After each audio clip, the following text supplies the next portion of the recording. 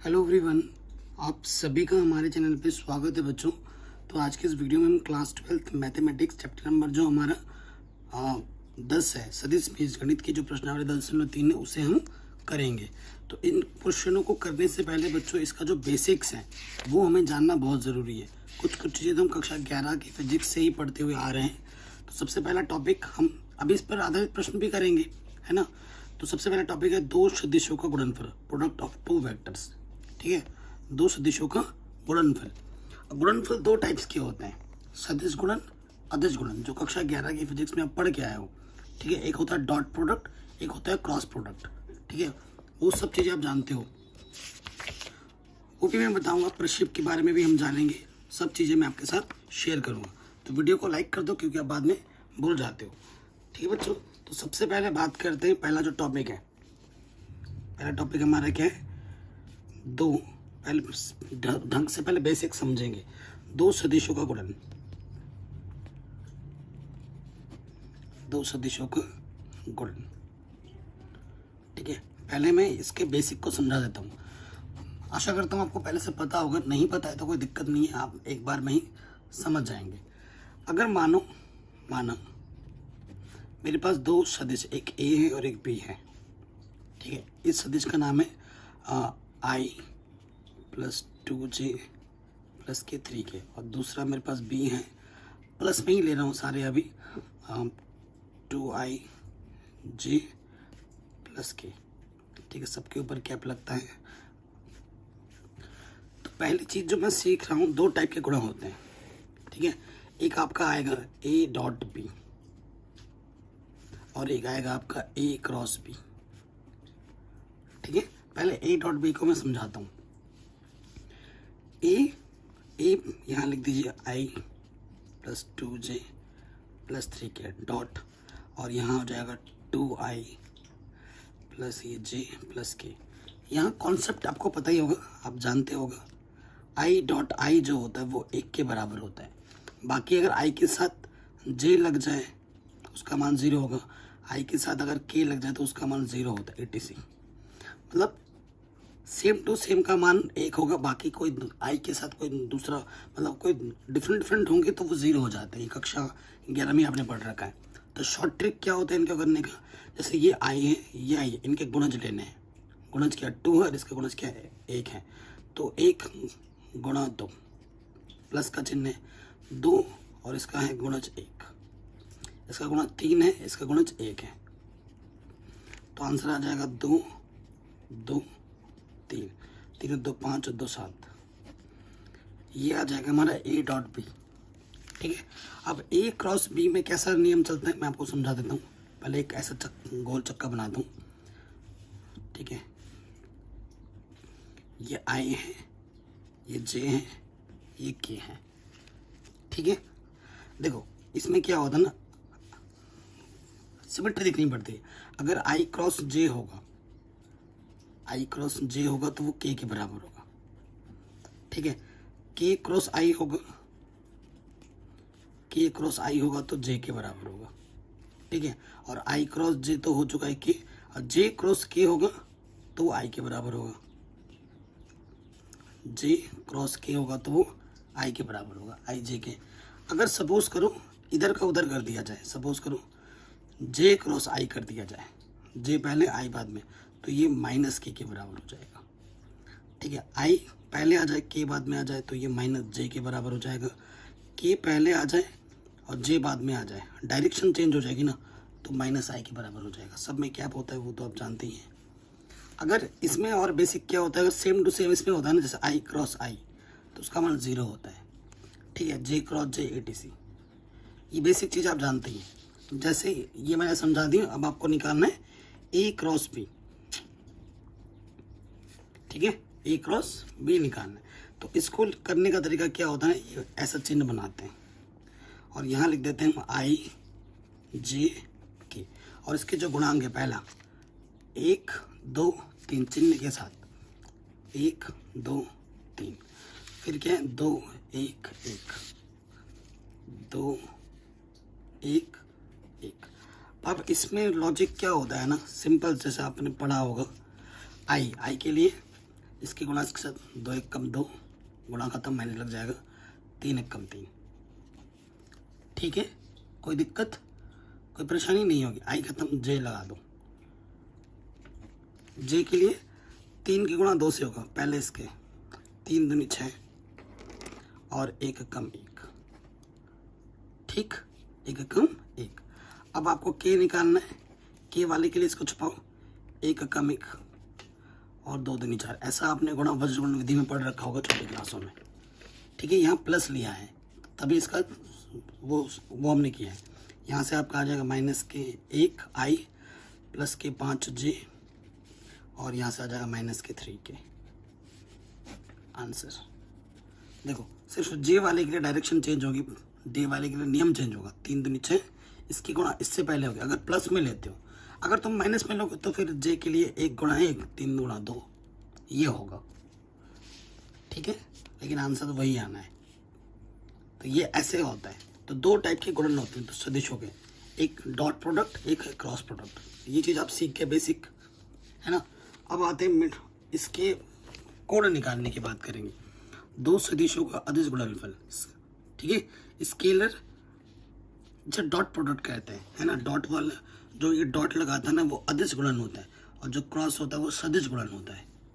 ठीक है, तो अगर आपके पास 2 सदिश हैं, आपके पास 2 सदिश ए और बी हैं, ये एक सदिश है और ये सदिश दूसरा है, तो इनके बीच में जो कोण बनता है ना उसके लिए क्या सूत्र है वो मैं बताता हूँ।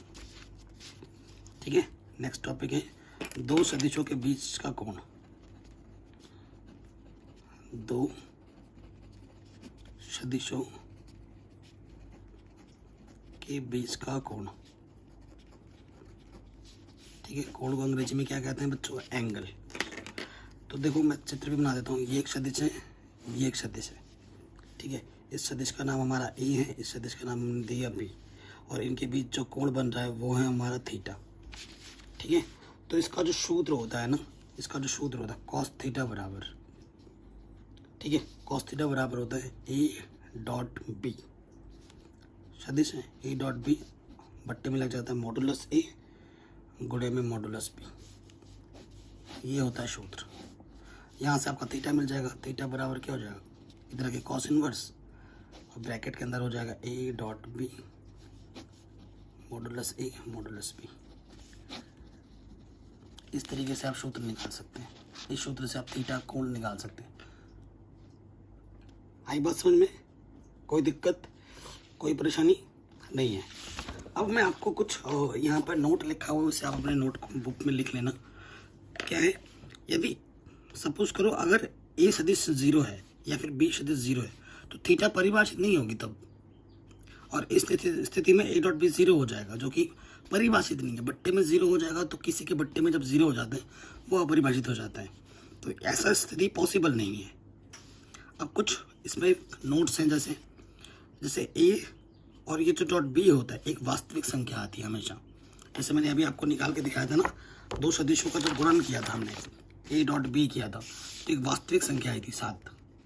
ठीक है, तो यही चीज़ बोल रहा है कि जब आप ए डॉट बी करोगे तो आपको एक वास्तविक संख्या मिलेगी। ठीक है, अगर मान लो, ये बहुत इंपॉर्टेंट है, ए और बी 2 शून्येतर सदिश हैं। ठीक है, और ए डॉट बी का मान आपको क्या मिल रहा है, 0 मिल रहा है। अगर 2 सदिशों की डॉट प्रोडक्ट 0 आती है ना तो वो तभी संभव है जब वो आपस में क्या हो, लंबवत हो। बहुत इंपॉर्टेंट है, इस पर क्वेश्चन जरूर आएगा, मोस्ट इंपॉर्टेंट टॉपिक है। सिंपल में बताऊं, अगर ए डॉट बी 0 आता है तो इसका मतलब है कि ए और बी परस्पर आपस में लंबवत है। ठीक है, ये इंपॉर्टेंट टॉपिक है। इसका मतलब ऐसा फिगर बनेगा, ये एक सदिश है और ये एक सदिश है, ये आपस में जो कोण बनाएगा ना वो लंबवत होगा इनके बीच। ये ए सदिश है, ये बी सदिश है। ठीक है, तो यदि ए डॉट बी अगर 0 होता है तो ए सदिश बी पर क्या होगा, लंब होगा, लंबवत होता है। ठीक है, इसे अपने कॉपी में लिख लीजिएगा। चित्र भी मैंने बना कर दिखा दिया, नोट, कोई दिक्कत नहीं होनी चाहिए। उसके बाद अब आ जाइए नेक्स्ट टॉपिक पे। कह रहे हैं यदि थीटा का मान 0 होता है, ठीक है, जो सूत्र मैंने भी आपको लिखा है, अगर थीटा का मान 0 है उस स्थिति में क्या होता है ना, ए डॉट बी किसके बराबर होता है, मॉडुलस ए मॉडुलस बी के बराबर होते हैं। तो ये उतना ज़रूरी नहीं है। और ए डॉट ए स्क्वायर के बराबर होता है, ए डॉट ए मॉडुलस ए का स्क्वायर होता है। ये भी इंपॉर्टेंट है, इस पर क्वेश्चन करना पड़ेगा, इसे आप लिख लीजिएगा कॉपी में, ठीक। और यदि थीटा का मान पाई होता है, ये उतना ज़रूरी नहीं है, लेकिन फिर भी देख लीजिए, थीटा का मान 0 हो तो वो तो मान रखने पे भी मिल जाता है। ये थीटा का मान यहाँ इस सूत्र में रख देंगे ना, तो वो जो चीज़ आएगी वो तो कैलकुलेशन में मिल जाएगी, क्योंकि कॉस पाई का मान -1 होता है, कॉस 0 का मान 1 होता है, तो उससे वो मिल जाएगा।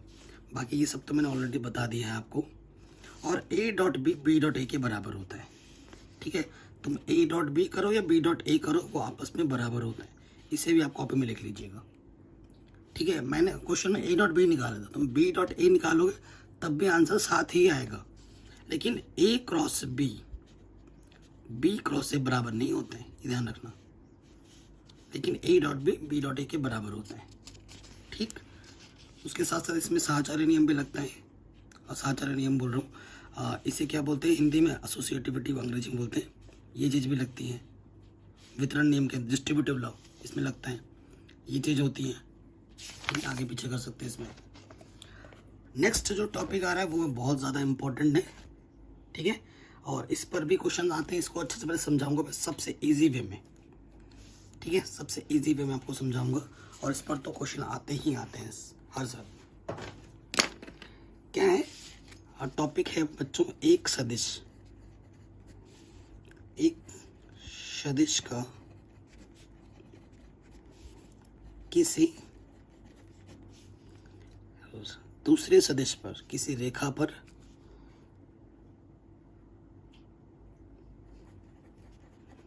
प्रक्षेप। अब कई बच्चे इस प्रक्षेप का मतलब नहीं समझ पाते हैं, ठीक है। स्टार्टिंग में जब मैं पढ़ता था, मेरे क्लास 12 के जो टीचर थे इतने बकवास टीचर थे ना, क्या बताऊँ। मैं हमेशा प्रे करता हूँ ऐसा टीचर किसी को कभी ना मिले, ठीक है। मुझे बहुत स्ट्रगल करना पड़ा था कक्षा 12 में, और मोस्ट ऑफ द चीज़ें मैं आपको बताऊँ मैं क्लास 12 के बाद सीखा हूँ, खुद से पढ़ के, सेल्फ स्टडी करके, ठीक है। कक्षा 12 में बहुत रोता था, इतना गरीब था, ट्यूशन नहीं थी आपके पास, तो यूट्यूब वगैरह तब तो ये सब कुछ संसाधन में नहीं थे, तो मैं क्लास 12 में बहुत रोता था मैथ सब्जेक्ट में, ठीक है। प्रक्षेप का आप सिंपली वर्ड समझ लो, छाया। बहुत आसान हो जाएगा चीज़ों को समझना। छाया समझते हैं ना। सपोज करो बच्चों, आपके पास एक ये एक वेक्टर है, ठीक है। प्रक्षेप निकालने के बोलेगा एक वेक्टर का दूसरे पर प्रक्षेप क्या होगा, ठीक है। सपोज करो इस वेक्टर का नाम मैंने क्या बोल दिया, बी बोल दिया। इस वेक्टर का नाम मैंने क्या बोल दिया, बी बोल दिया। और यहाँ कहीं पर एक वेक्टर मैंने ले लिया, और इन दोनों वेक्टर का इनिशियल पोजीशन सेम है, ठीक है, प्रारंभिक बिंदु सेम है। इस वेक्टर का नाम मैंने बोल दिया, इस वेक्टर का नाम मैंने बोल दिया ए, ठीक है। अब इस ए वेक्टर का इस बी वेक्टर पर प्रक्षेप का मतलब होता है छाया। देखो ये इसका अंतिम बिंदु है, तो जो छाया बन सकती है इस बिंदु से ऐसे बन सकती है, ठीक है ना। ये यहाँ पर है, ऐसा है, इसकी छाया अधिकतम इसके नीचे नीचे ही बनेगी, यहाँ पर कभी नहीं आएगी। अगर कोई बिंदु तुम यहाँ लोगे तो उसकी छाया यहाँ तक बनेगी, कोई बिंदु यहाँ लोगे तो उसकी छाया यहाँ बनेगी, कोई बिंदु यहाँ लोगे तो उसकी यहाँ बनेगी, और कोई बिंदु यहाँ लोगे तो उसकी अधिकतम छाया की बात हो रही है, यहीं तक बन सकती है, उससे ज़्यादा नहीं जा सकती, ठीक है। तो वो जगह कितना घेरा उसने, यहाँ से लेकर यहाँ तक उसने जगह घेरा। और यही जो चीज़ है ना बच्चों, यही जो चीज़ है यहाँ से लेकर यहाँ तक, ये होता है प्रोजेक्शन। अंग्रेजी में बोलते हैं इसको प्रोजेक्शन, और हिंदी में बोलते हैं प्रक्षेप। और यही चीज़ हमें निकालनी होती है, यही चीज़ हमें ज्ञात करनी होती है। अब इस चीज़ को मैं आपको समझाऊं, ठीक है, इस चीज़ को मैं आपको समझाऊं।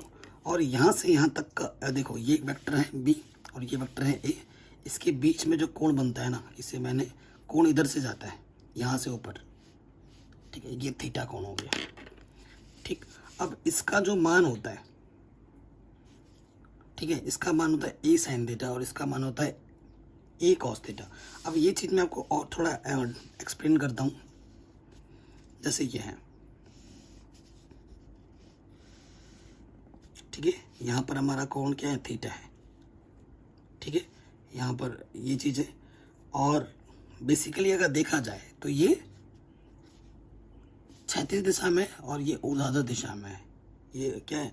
ऊर्ध्वाधर दिशा में है। ठीक है, इसका मान हमारे पास अभी, अगर तुम मान लो कि ये आर है, तो इस ऊर्ध्वाधर का मान क्या होता है? R sine theta. ठीक है, और इस क्षैतिज वाले का मान क्या होता है? यहाँ से लेकर यहाँ तक आर कॉस थीटा। और ये आर, इस प्रश्न में आर की जगह पर हमारे पास क्या है? ए है।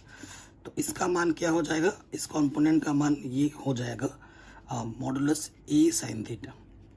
अब मॉडुलस क्यों लिया है? क्योंकि जो यह एक तरीके से दूरी है और दूरी का मान कभी ऋणात्मक नहीं होता, तभी यहाँ पर मॉडुलस ले लिया गया है। और इस वाले पार्ट का मान क्या हो जाएगा बच्चों? इस वाले पार्ट का मान, यहाँ से लेकर यहाँ तक का मान, इसका मान हो जाएगा मॉडुलस ए कॉस थीटा।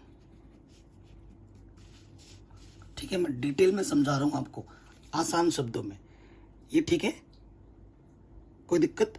तो ये जो लंबाई है, प्रक्षेप की लंबाई यहाँ से लेकर यहाँ तक की है, तो मैं लिख सकता हूँ प्रक्षेप की लंबाई।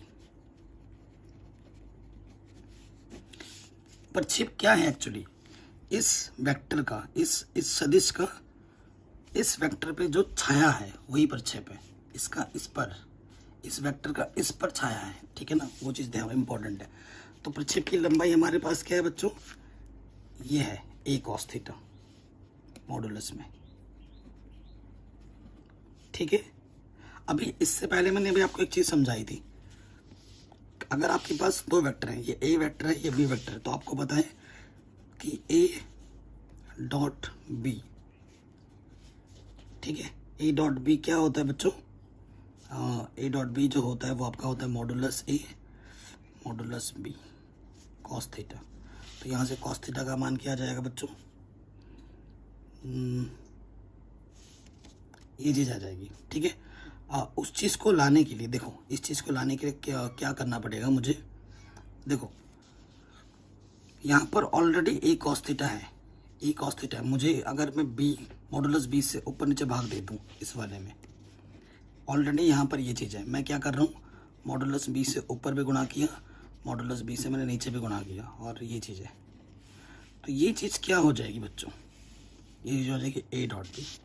ये चीज़ क्या हो जाएगी? इसकी जगह पे मैं लिख सकता हूँ ए डॉट बी लिख सकता हूँ, और इसके अपॉन में क्या है? Modulus B. अभी मैंने इससे पहले वाले जो प्रश्नावली मैंने आपको करवाई थी, उसमें मैंने क्या सिखाया था आपको?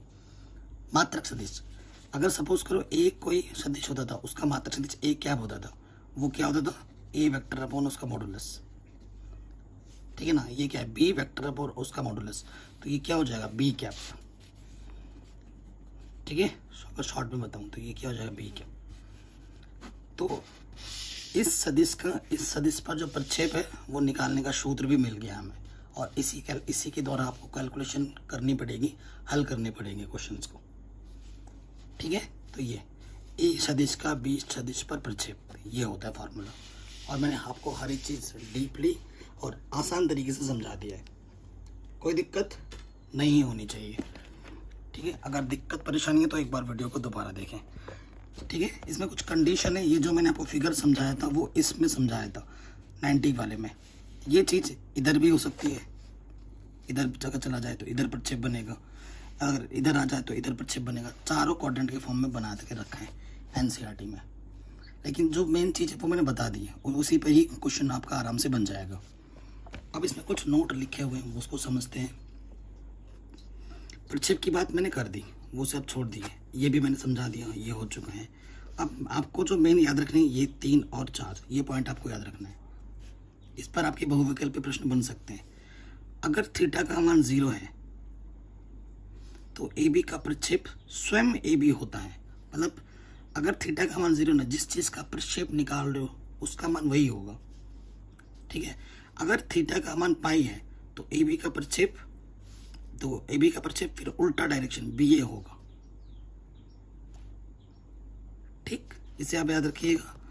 अगर थीटा का मान π/2 या फिर 3π/2 है तो ए बी का प्रक्षेप 0 होता है हमेशा। क्या होता है? 0 सदिश। ये 3 और 4 ये जो पॉइंट इसे कॉपी में लिख लीजिएगा, इस पर आपके बहुविकल्पीय प्रश्न बन सकते हैं। ठीक है, कोई दिक्कत नहीं होनी चाहिए, ये चीज़ आप हमेशा याद रखिएगा। चलिए अब आते हैं, बेसिक मैंने समझा दिए हैं, अब सीधा प्रश्नावली पे आऊँगा। और ये जितने भी उदाहरण है बच्चों एकदम मक्खन की तरह इजी है, क्या बताऊँ यार। ये उदाहरण मेरी तरफ से पहले ही आपको मैं होमवर्क दे रहा हूँ सारा, इसे आपको खुद करना है, पर अभी नहीं करना है। पहले आप मेरी प्रश्नावली जो मैं आपको करवाऊँगा उनको देखिए, इनको देखने के बाद वो क्वेश्चन आपको एकदम आसान लगेगा, चुटकियों में हो जाएंगे और पहले से ही सरल है उदाहरण, है ना। तो ये खासियत है, पहले इनको करते हैं, उनके बाद आप उदाहरणों को देख लीजिएगा, ठीक है। और फिर भी नहीं है तो कमेंट कर देना, मैं अलग से वीडियो बना दूंगा। अगर आपने समझ लिया है ना तो एक भी उदाहरण आपसे रुकेगा नहीं, सब हो जाएगा, ठीक है। चलिए बच्चों स्टार्ट करें क्वेश्चंस। वीडियो को अभी तक लाइक नहीं किया तो प्लीज़ लाइक कर दो बच्चों। पहले क्वेश्चन पे आते हैं, क्या बोल रहा है क्वेश्चन, दो सदिश ए बी के परिमाण, परिमाण मतलब मॉडुलस दे रखे हैं, √3 और 2 है, और ए डॉट बी √6 है, तो ए तथा बी के बीच का कोण ज्ञात कीजिए। बताओ, इतना आसान क्वेश्चन आपको दे रखा है, ठीक है, इतना आसान क्वेश्चन है। एनसीईआरटी को साइड में रखते हैं, चलिए क्वेश्चन स्टार्ट करते हैं। पहला क्वेश्चन है, दिया है, क्या दिया है बच्चों, दो सदिश हमें ए और बी की बात कर रहे हैं, तो हमें क्या दे रखा है क्वेश्चन में, परिमाण दे रखे हैं ना। पहला परिमाण दे रखा है √3 ए का, फिर हमें दे रखा है दूसरा का भी परिमाण दे रखा है, वो कितना दे रखा है 2, और हमें दे रखा है बच्चों ए डॉट बी, ठीक है, अदिश गुणन कहते हैं इसे, √6 दे रखा है। तो हमें कोण ज्ञात करना है, माना वह कोण थीटा है, और हम जानते हैं, तुम क्या जानते हो बेटा, जो फॉर्मूला हम जानते हैं कॉस थीटा जो होता है बच्चों, वो क्या होता है, वो होता है ए डॉट बी बट्टे में मॉडुलस ए मॉडुलस बी, ये सूत्र हम जानते हैं, ठीक है ना। अब इसी का उपयोग करेंगे, cos theta A dot B हमें दे रखा है √6, मॉडुलस ए हमें दे रखा है √3, और मॉडुलस बी हमें दे रखा है 2, ठीक है। √6 को मैं लिख सकता हूँ √2 गुणा √3, और ये √3 है, 2 को लिख सकता हूँ √2 गुणा √2, ठीक है, कोई दिक्कत नहीं। √3 से √3 कटा, √2 से √2 कटा, मतलब ऊपर कुछ नहीं तो 1 है, तो कॉस थीटा ऊपर से 1 नीचे से √2, 1/√2, इधर कॉस है बराबर का चिन्ह, इसका मान भी मुझे कॉस में सोचना पड़ेगा। 1/√2 कॉस किसका मान होता है बच्चों, कॉस 45 का मान होता है, कॉस π/4, रेडियन में आंसर छोड़ना है। तुलना करेंगे, कॉस से कॉस हटा, थीटा का मान क्या जाएगा π/4। बताइए, कोई डाउट, कोई दिक्कत, कोई परेशानी नहीं होनी चाहिए, आराम से हो गया होगा, ठीक है, कोई दिक्कत नहीं होनी चाहिए। अब आते हैं नेक्स्ट क्वेश्चन में, कह रहे हैं ये सदिश है और ये सदिश है, मतलब ये मान लो कि ये ए है ये बी है, इनके बीच का कोण निकालना है सेकंड वाले में, ठीक है। क्वेश्चन नंबर 2, तो दिया है को अंग्रेजी में गिवन कहते हैं, ठीक है। हमें क्या दे रखा है, दो सदिश, माना ये जो ए सदिश है वो है i - के 2j + के 3k, और जो दूसरा सदिश बी है वो हमें दे रखा है बच्चों 3i - के 2j + के k। सबके ऊपर कैप होता है बच्चों, वो मैं नहीं लगाता, बट आपको लगाना है, ठीक है। वो तो हमें इनके बीच का कोण निकालना है, ठीक है। तो वही आप लिख देना, माना वह कोण थीटा है, तो उसका फॉर्मूला जानते हैं आप, कॉस थीटा बराबर क्या होता है, A dot B upon modulus A modulus B, ठीक है, ये सूत्र होता है।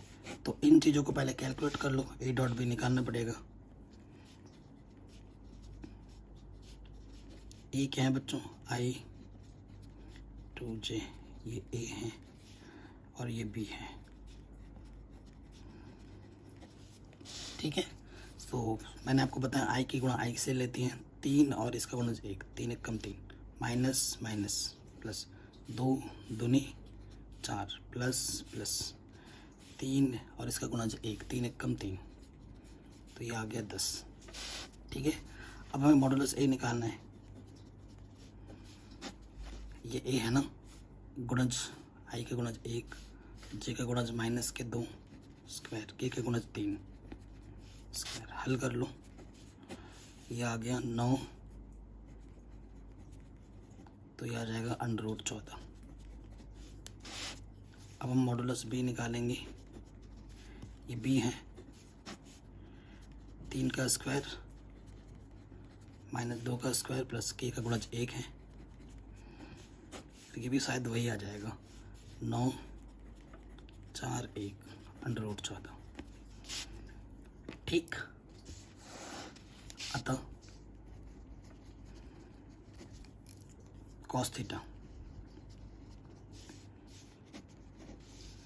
तो यहाँ पर मान रखना है, अतः cos theta A dot B का मान कितना है 10 और मॉडुलस ए का मान √14 और मॉडुलस बी का मान भी √14।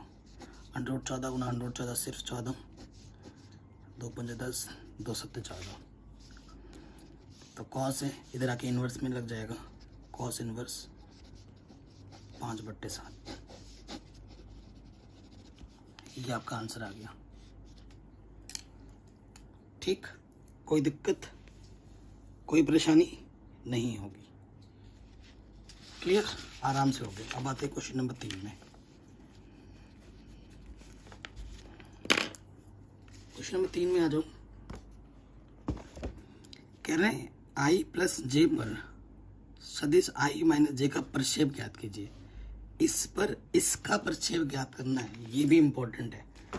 ठीक है, कई बच्चे कंफ्यूज हो जाते हैं। सो देखो, आई प्लस जे पर सदिश आई माइनस जे का प्रक्षेप ज्ञात करना है। जिसका ज्ञात करना है ना, उसका ए मान लो, माना किसका ज्ञात करना है, आई माइनस जे का, इसको ए मान लो। किस पर ज्ञात करना है, बी पर, यानी कि आई प्लस जे पर ज्ञात करना है ना, इस पर ज्ञात करना है, इसको बी मान लो। ठीक है, आप जानते हैं चूंकि ए का बी पर प्रक्षेप, ठीक है, उस जिसका होता है उसको तो वैसे ही रखो, जिस पर ज्ञात करना है उसका मात्रक सदिश निकालते हैं डॉट प्रोडक्ट में। ठीक है, डॉट प्रोडक्ट में ध्यान रखना। तो ए, इसका मात्रक सदिश निकालना है, तो ए यहाँ डॉट है, यहाँ लग जाता है बी और यहाँ लग जाता है उसका मॉडुलस। ये चीज़ हमें निकालनी है, ए और बी।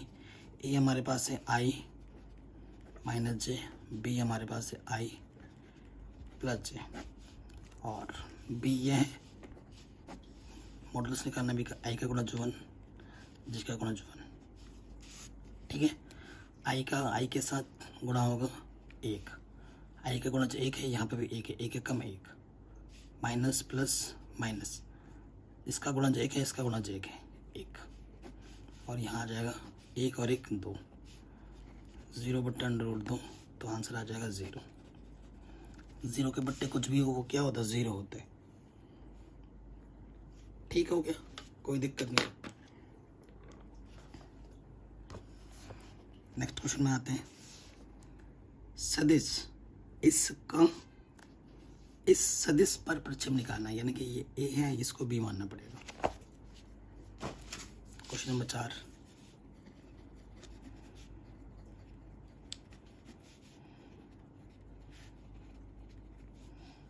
ठीक है, ए हमें क्या दे रखा है, ये हमारा हो जाएगा आई। ठीक है, जिसका का बोलेगा ना उसको ए मानना है, जिस पे पर बोलेगा उसको बी मानना है। आई प्लस 3j प्लस 7k, और बी हमारा है 7i माइनस के जे प्लस के 8k।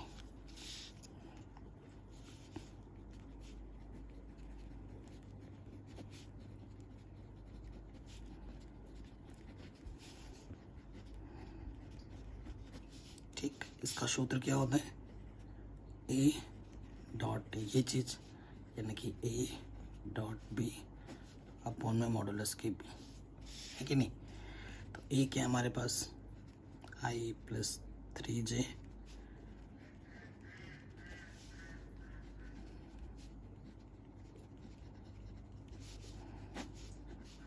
बी का मॉडुलस निकालना है 7 का वर्ग, यहाँ जे का कॉलेज -1 है, -a का वर्ग और यहाँ 8 है वर्ग, ठीक है।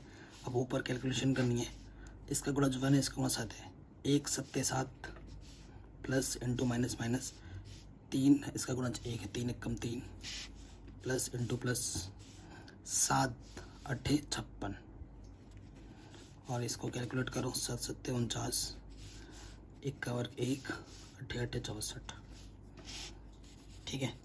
सो ऊपर 7 में से 3 4 56 और 4 60 हो गया और नीचे इसको जब जोड़ेंगे तो ये आ जाएगा 114 अंडर में। ये आ गया आपका आंसर, ठीक, कोई दिक्कत नहीं होनी चाहिए, आराम से हो गया ये क्वेश्चन भी। अब आते हैं अगले क्वेश्चन में। कह रहे हैं दर्शाइए कि दिए हुए निम्नलिखित 3 सदिश में से प्रत्येक मात्रक सदिश है। प्रत्येक मात्रक सदिश तभी हो पाएगा जब उनका मान 1 के बराबर आएगा। और यह भी दर्शाइए कि सदिश परस्पर एक दूसरे के लंबवत है, ठीक है। हर एक दूसरे मतलब a डॉट बी 0 होगा, इसको a मानो, इसको b मानो, इसको c में a डॉट बी 0 होगा, b डॉट c 0 होगा, c डॉट a 0 होगा, ये हमें दिखाना है, ठीक है। कैलकुलेशन कई बार होगी लेकिन मैं एक का कर दूंगा, बाकी इसी प्रकार आप कर लेना, ठीक है। तो क्वेश्चन नंबर 5 पे आ जाते हैं हम।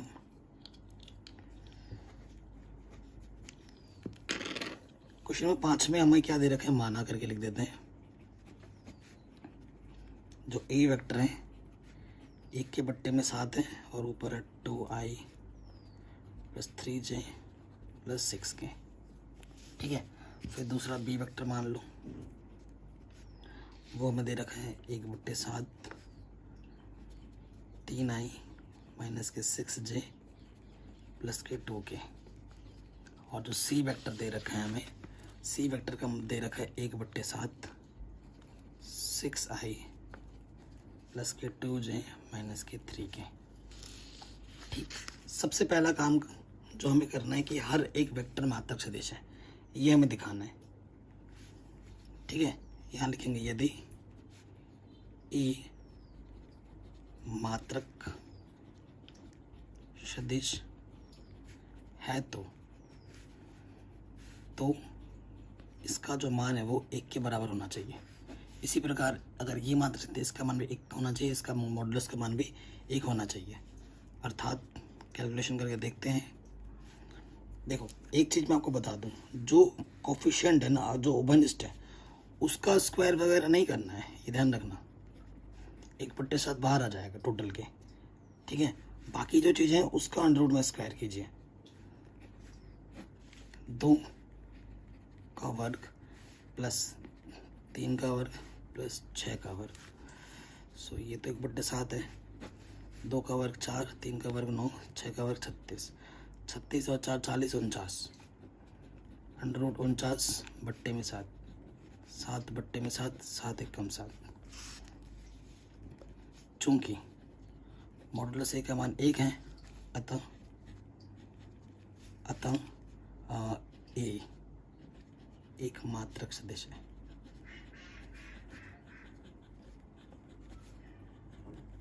ठीक है। तो यहाँ आगे लिख देता हूँ मैं, बाकी आपका कैलकुलेशन ज़रूर कर लेना। इसी प्रकार बी सी भी मात्रक सदिश होगा, ऐसे ही कैलकुलेशन करना है, ठीक है।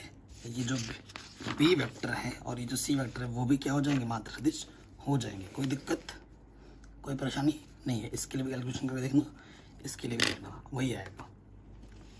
अब क्या है, देखो यदि आपको चेक कर, ए बी पर लंबा है, बी सी पर लंबा है, सी ए पर लंबा है, ये सब दिखाना है। मैं ए और बी का जैसे दिखा रहा हूँ वैसे आप बी और सी का दिखाना और सी और ए का दिखाना, ठीक है। यदि ए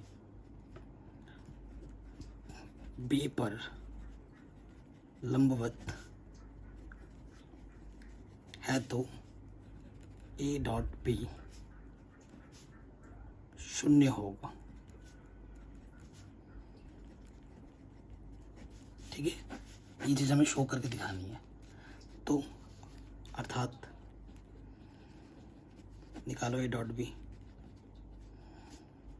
ठीक है, ए क्या है हमारे पास? ए हमारे पास है 1/7 2i plus 3j plus 6k, और बी हमारे पास क्या है? 1/7 3i माइनस के 6j प्लस के 2k। ठीक है, कोई दिक्कत नहीं, गुणे में आ जाओ पहले।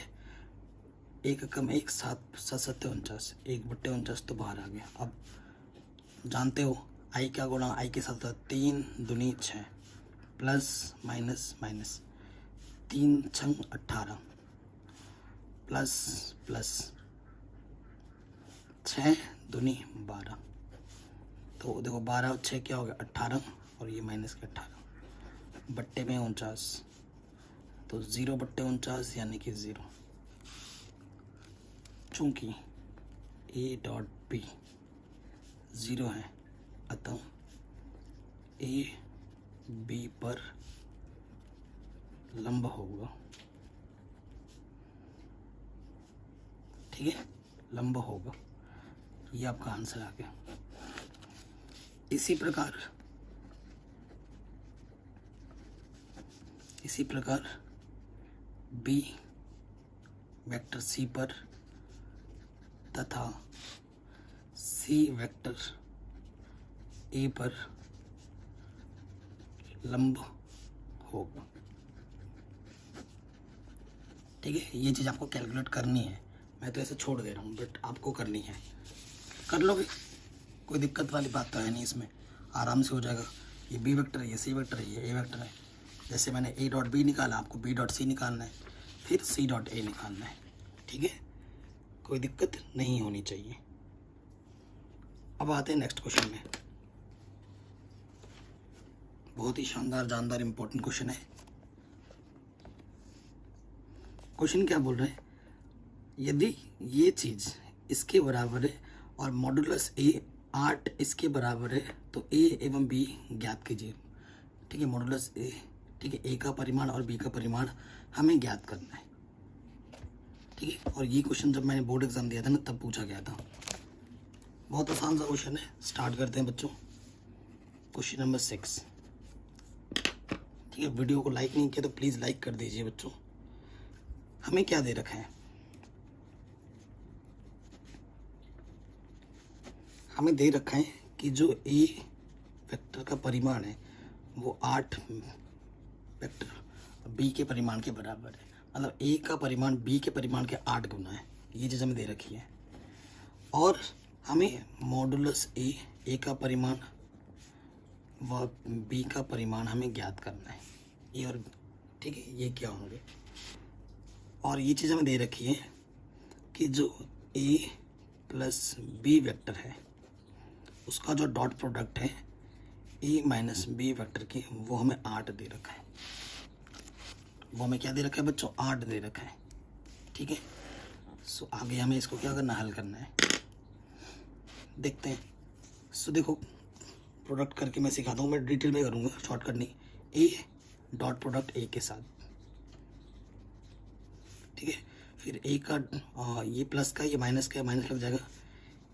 ए का डॉट प्रोडक्ट बी के साथ हो गया, प्लस बी का डॉट प्रोडक्ट ए के साथ, प्लस माइनस माइनस बी का डॉट प्रोडक्ट बी के साथ। ये 8 है। सेम टू सेम जब होते हैं तो उसका मान मॉडुलस ए का स्क्वायर हो जाता है। ठीक है, और आपको पता है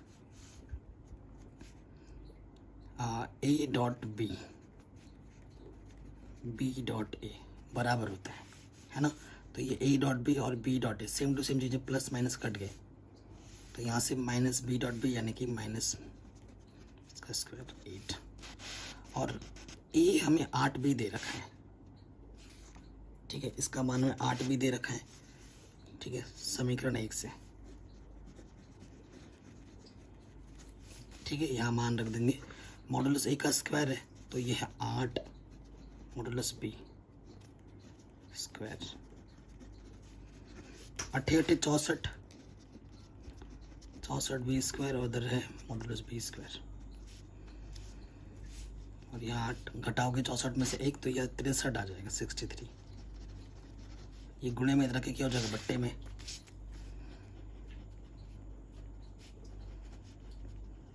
ठीक है, सो जब इसका, क्योंकि मॉडुलस बी निकालना है तो इसका वर्गमूल लेना पड़ेगा। तो 8 का वर्गमूल दिखा देता हूँ पहले। तो वर्गमूल जब निकालोगे तो ये हो जाएगा 2√2 और ये रहेगा 63। ठीक है, 63 को तुम और थोड़ा सरल कर सकते हो। 63 को मैं लिख सकता हूँ 9 7 63 ना। हाँ, तो 9 का होता है 3 3 9 7 ये आ जाएगा। तो b का मान तो ये आ गया 2√3/3√7, ये आ गया b का मान।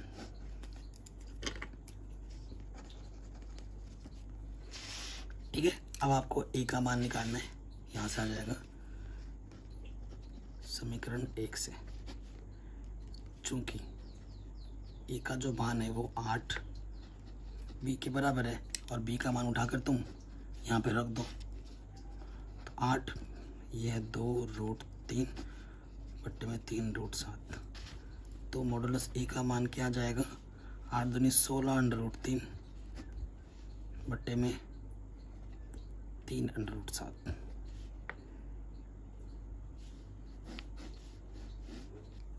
ठीक है, ये हमारा ए का मान आ गया। कोई दिक्कत, कोई परेशानी नहीं होगी, आराम से हो गया। तो बच्चों, आज की वीडियो में हमने बेसिक सीखा और इतने ही रखते हैं। क्वेश्चन 6 क्वेश्चन आप कर लो और मेरी तरफ से आपको होमवर्क है बच्चों, क्वेश्चन कहाँ तक करने की। क्वेश्चन आपको कर सकते हैं, उदाहरण नंबर 17 तक आराम से कर सकते हैं, 18 भी कर सकते हैं वैसे। तो उदाहरण नंबर 18 तक मेरी तरफ से आपके लिए होमवर्क है, जो कि पहले से इस सरल पहले खुद करना है, उसके बाद नहीं होता तो एक बार देख लेना है। ठीक है, 19 20 बाकी वीडियो में देखेंगे। तो 6 तक हो गया, बाकी जितने भी क्वेश्चन बच रहे हैं वो हम नेक्स्ट पार्ट में कर लेंगे आराम से।